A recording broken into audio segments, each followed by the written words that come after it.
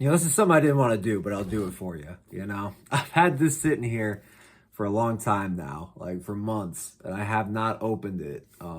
This is, you can't get this in the US. This is, I don't know exactly what countries. I think maybe Australia, but Japan for sure, because that's where I bought this. And yeah, it's supposed to be really good. I mean, just look at the box first of all. I mean, come on, it's like this luxurious purple box opens up like that. I mean, we got tasting notes in here, or is this just a description? Yeah, I mean it's like a description, but it's got some notes. They're trying to weave it in and be a little clever here, but you know, if you want to pause the video, you can't even fucking see it. But if you want to pause the video and read that, you know, be my guest here.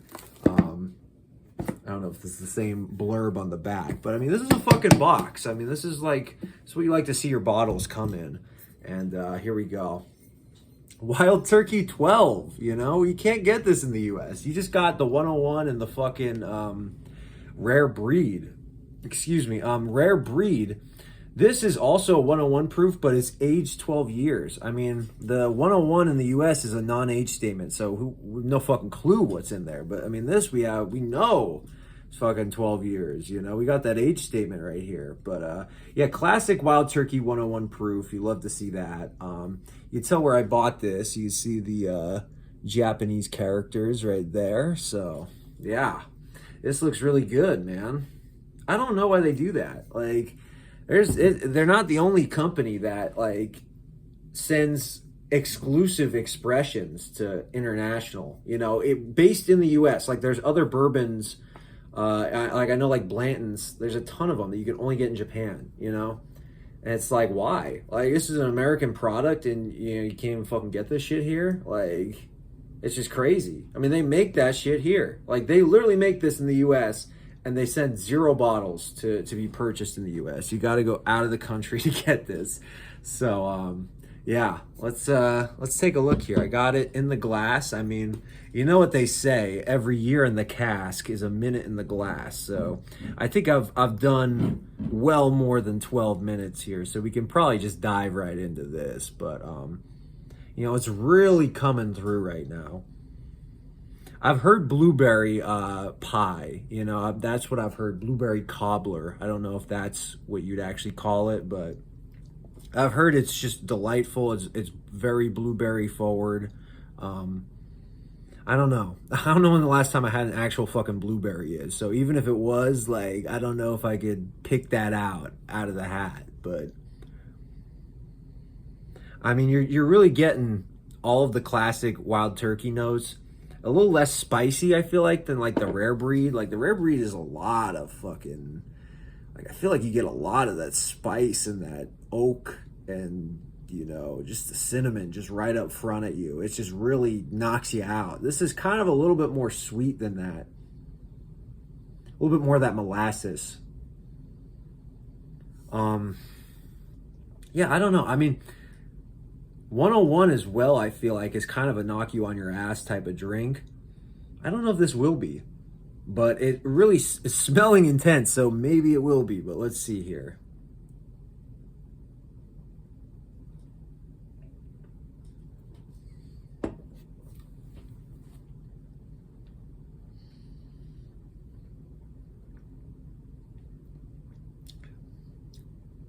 Oh my goodness.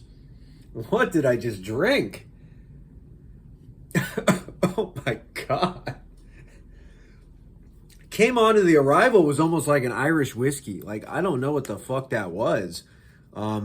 Palate. Oh. Yeah, I mean, that's like, man. Palate was kind of, you know, pretty standard Wild Turkey. It was pretty sweet. It was not as spicy as like I was saying, Rare Breed or 101. It was really a lot more of a traditional bourbon. But oh, I'm getting the finish. I mean, let's just go straight to the finish, because I mean, this has quite a finish. It left me with that charred oak at first. I'm getting more of a butter note right now, like a burnt popcorn. Getting a little bit of that blueberry, kind of like a peach jam, apple jam maybe. What the fuck is this, man?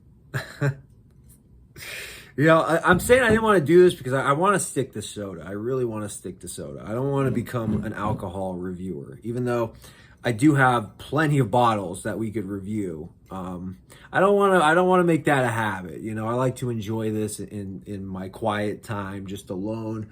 You know, maybe put on a record and just kind of sit here and sip it. You know, that's kind of how I like to appreciate this. But man, this is something else. I mean, is it worth going to another country and picking it up? Yes, it is. I think it is, man. Like, honestly, this is kind of crazy. Like, it's got a lot of complexity and a lot of notes that I don't expect from a bourbon.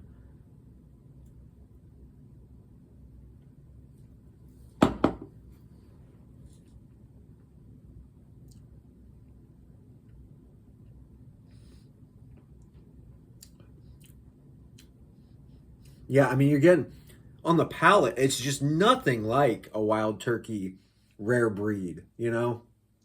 It's nothing like a 101.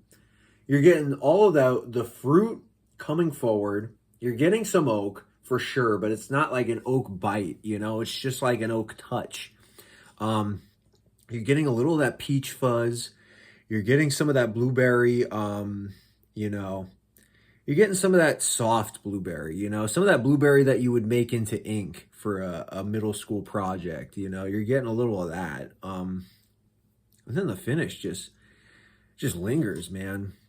It's just here, it's present, and it's just pleasant. You know, it's present and it's pleasant. And what more could you ask for? I mean, come on. That's all you want out of a beverage, you know? So there we go. That's Wild Turkey 12. Kind of glad I cracked this open. Kind of took me for a bit of a ride, but yeah, I wish I had a more in-depth tasting note, but that's kind of all I got right now. So yeah,